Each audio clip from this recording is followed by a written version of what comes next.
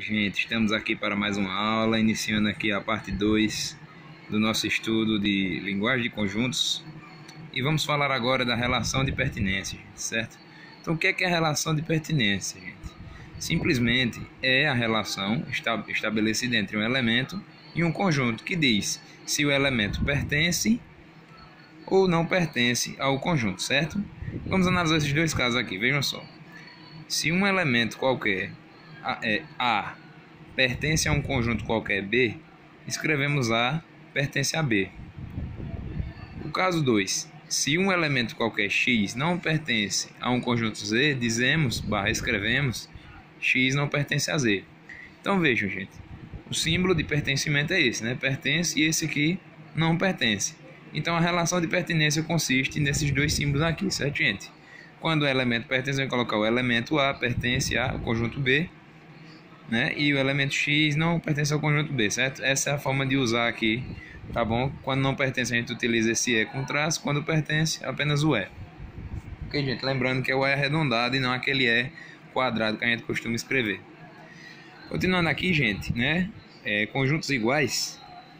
Pessoal, se dois conjuntos têm os mesmos elementos, dizemos que são iguais, né? Exemplo, A é igual a B. Conjuntos A e B, se eles são iguais, a gente colocar A é igual a B. Quando é que esses conjuntos vão ser iguais, gente? Vê só, quando eles têm os mesmos elementos. Vamos analisar aqui esse exemplo. Exemplo 1 aqui, ó. Conjunto A, conjunto B, né? Conjunto A tem os elementos água, fogo e vento. O B tem fogo, água e vento. Analisem aqui, gente, que eles têm os mesmos elementos, que é apenas a forma de organizar eles e que está diferente, porém são os mesmos elementos.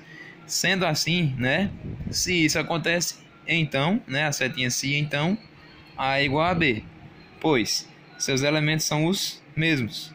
Ok, gente? Segundo exemplo aqui, ó, conjunto C, 3, 2 e 4, conjunto D, 2, 1 e 4. Se acontece isso aqui, então A é diferente de B, né? Setinha do se, então, ó, se isso, então A é diferente de B, pois existe pelo menos um elemento que não pertence a ambos. Exemplo 1. Então, como é que dois conjuntos vão ser diferentes? Se existir pelo menos um elemento que não pertence a ambos, certo? Ó, 2 pertence a ambos, 4 pertence a ambos, mais 1 não pertence a ambos, só pertence a D.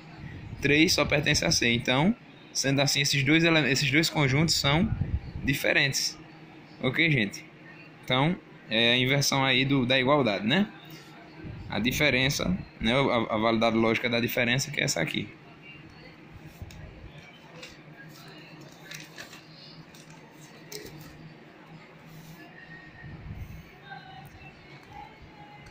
Ok, gente? Então vamos ver aqui alguns exercícios.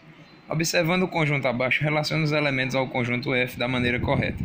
O conjunto F é dos elementos T, R, Q e S, certo? Então vamos relacionar aqui da maneira correta, né? Elemento e conjunto se relaciona com o quê? Pertence ou não pertence. Então vamos lá. T, o elemento T pertence a F, está aqui no conjunto, então pertence. Ok? N pertence a F? Não, então não pertence. O não pertence. A também não pertence, né? Tá aqui T, R, Q e S apenas. R pertence, a gente vai utilizar essa relação aqui. E S também pertence, ok, gente? Então, dessa forma que a gente resolve aí. Segunda questão. Analise os três conjuntos abaixo e responda as questões. X, A, D e F, Y, B, D e A, e Z, A, B e D. Letra A. É correto afirmar que X é igual a Y? Sim ou não? Bom, para serem iguais tem que ter os mesmos elementos, né? Então, A está em X e em Y, B está apenas em Y. Então, respondemos o que, gente? Não são iguais, né? Não, pois existe pelo menos um elemento não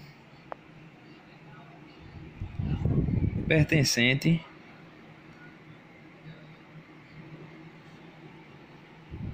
a ambos os conjuntos.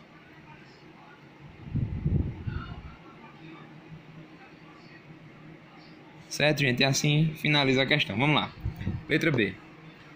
É correto dizer que y é igual a z? Sim ou não? Por quê? Então vamos lá. Y e z, né? Y tem os elementos B, D e A. E Z tem A, B e D. B pertence a ambos, D pertence a ambos e A também. Sendo assim, Y e Z são iguais, certo? Então a gente escreve aqui. É correto afirmar que Y é igual a Z? Resposta: sim. Pois possuem os mesmos elementos. Ok, gente? Então é isso, galera. Muito obrigado por assistir essa aula. Espero ter ajudado a vocês. Comente com seu nome e sua turma para que eu possa fazer o apontamento de frequência. Até a próxima aula. Um grande abraço.